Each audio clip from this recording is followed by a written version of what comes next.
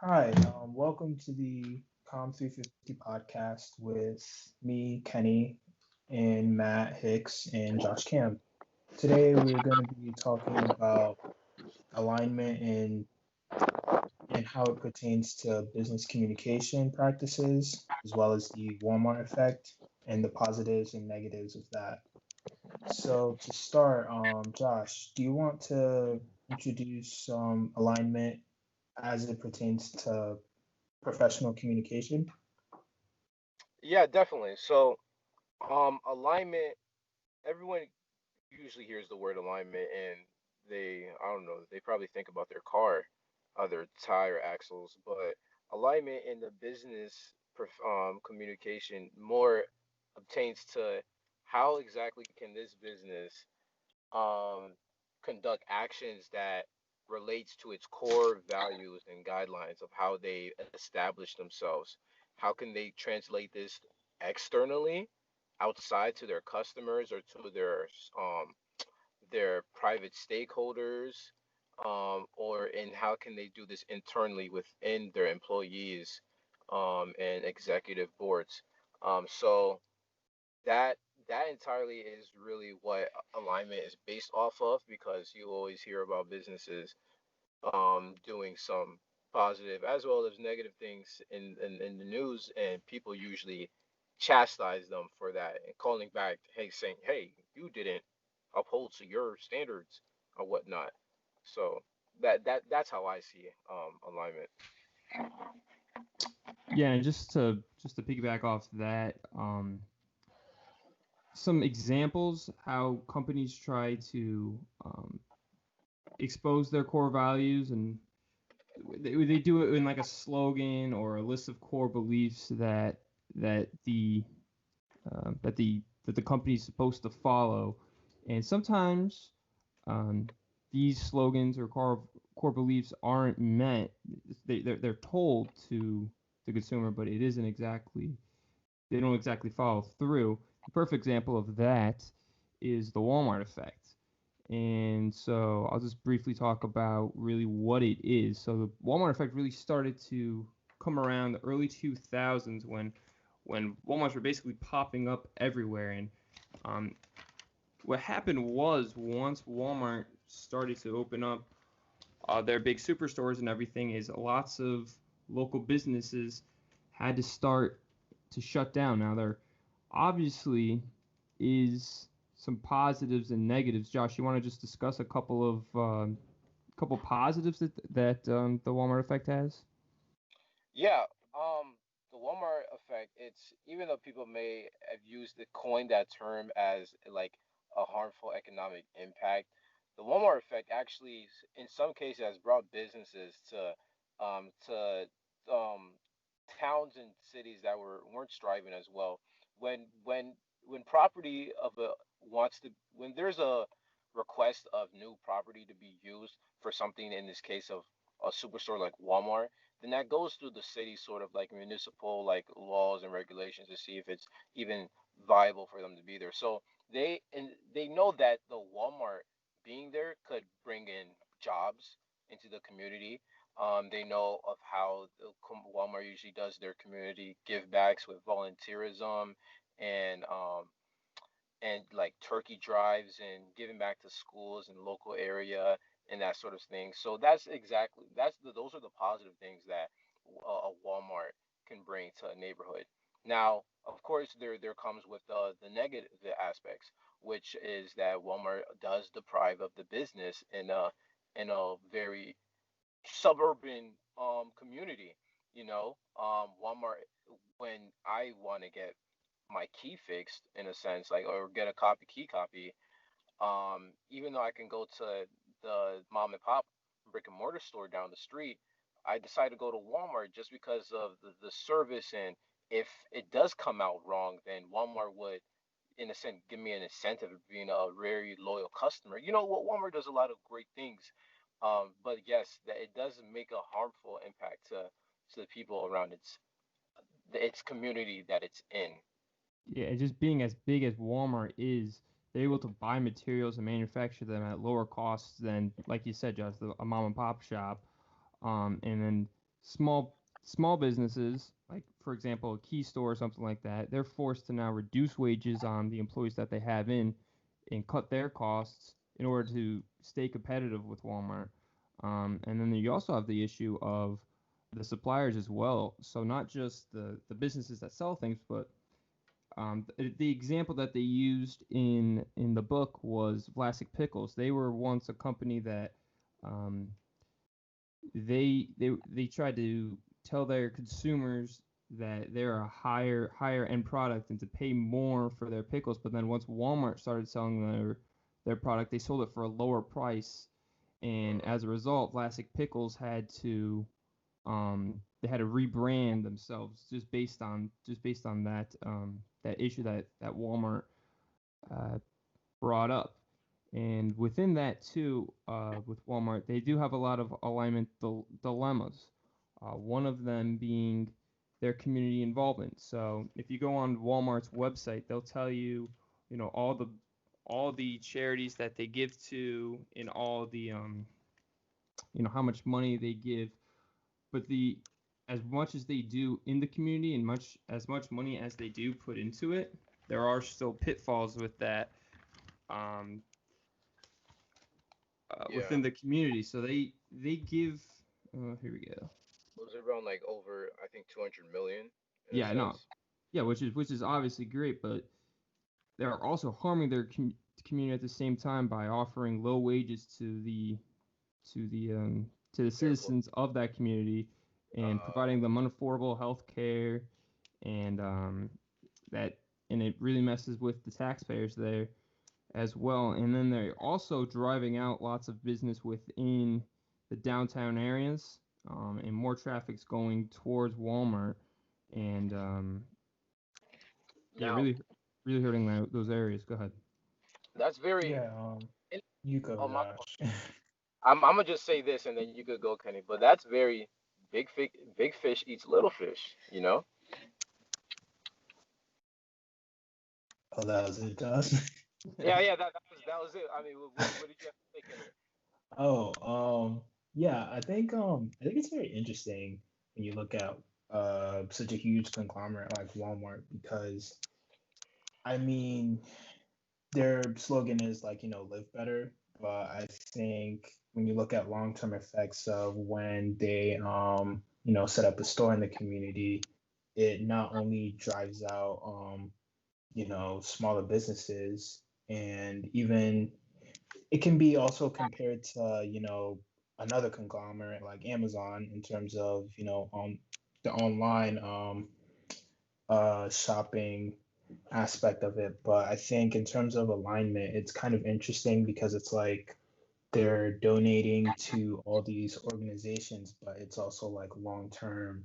These communities are also sort of being affected by their presence, and like in terms of like local businesses, and then like these companies go out of business, and then like they are supplying jobs, but it isn't like necessarily like a living wage. It's like like minimum wage and like stuff like that. So like there's also those implications on the community. So I think it's very interesting to like look at how the Walmart effect is sort of it affects communities long term.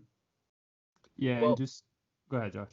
on my fault, and I'm sorry to be the naysayer in this, but it's how, what do we have to do to determine a business's like success? And what I mean by that is that if stores are putting stores out of business, that's just simply how capitalism here in America works. The automobile replaced the horse and the buggy. The sound motion picture replaced the silent. And so like no one has the right to business success or a right to be protected from their competitors through like government intervention and stuff like that. Yeah, So that is true. yeah, I mean, well, we're you're about to say something, Matt? Yeah, I was just going to talk about just another one of their alignment dilemmas, which is diversity. And Uh, you can go on Walmart's website, kind of like with the community involvement. They tell you about all the money that they give. Well, for diversity, they tell you about all the amount of minorities that they hire and keep employed. But at the same time, they also had a case um, where they had to settle this in court. It included 1.5 million female employees who were discriminated against. Now Walmart ended up winning the case by a vote of 5-4, but with a margin as slim as that, you got to think that there were some good points brought up by those employers that they were discriminated against. So I don't know. Anyone want to comment on that? No, I hear you. That definitely it's a work in progress in that sort of statement because it's the cry for diversity. Oh, I'm pretty sure Walmart is making its best efforts to do that. It's like I said, work in progress from there. Um, to see how exactly it can align to because every day the world's changing. So you're really trying to see how like in your already established like slogan and your company values can align to the new world. Because just recently, well, like I mean, a decade ago, um, gay marriage wasn't really legal in most of the states. But now we have companies that are forcing their alignment to align to. They're forcing their values to align towards that inclusiveness and whatnot. Yeah. Yeah. So I guess But I guess sorry. I guess moving forward here, we can hop into the current day. So obviously this case study here for Walmart was very prevalent back in the early 2000s.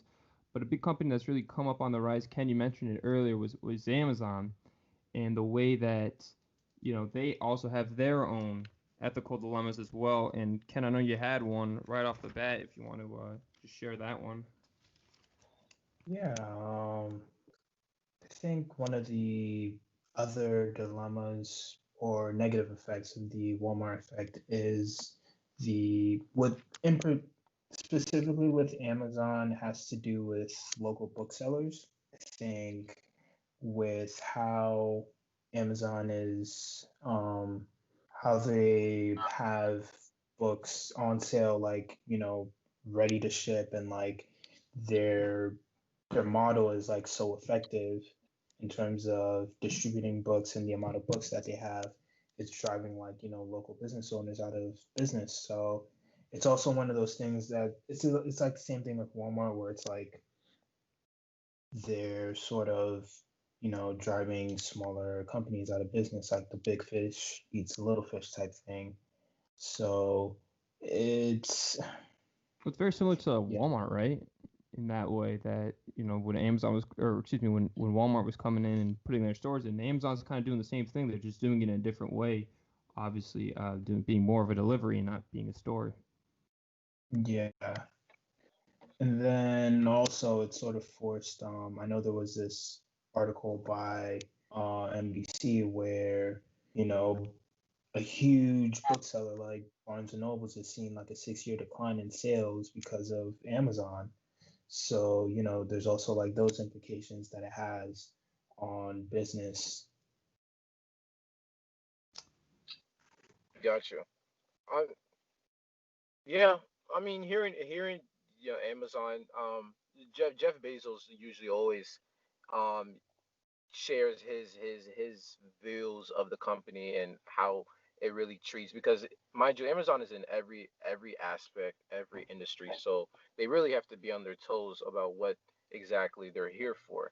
And Bezos has explained time over time through many letters shared to his shareholders that out of every component of Amazon, it's the customers that matters the most. They ask him, is it because like there is a search that looked for what was the most common word used in this shareholder letter that he made in let me see what year. I think it was 2019, and they just noticed that he said employees maybe twice, shareholders 19 times. No. He said shareholders 6 times, but he said customers 23 times.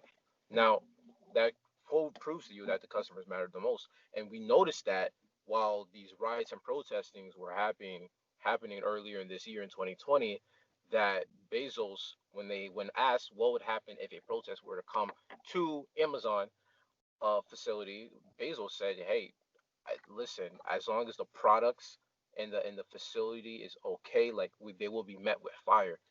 It's funny because Bezos did not mention the safety of his own employees, but much more rather than the safety for the products that are going to his customers or potential customers. So that just shows that he is aligning with what he's saying. It's just at the end of the day is how ethical is that? But he is aligning to what he has previously said. So you can, really point the finger at the guy. Yeah, Yeah, I think you go, Matt. I think Amazon definitely has a people problem. If according to Ethical Consumer, they gave Amazon an E rating, which is like the lowest rating you can get as far as giving ethical living wages to people within wherever they live.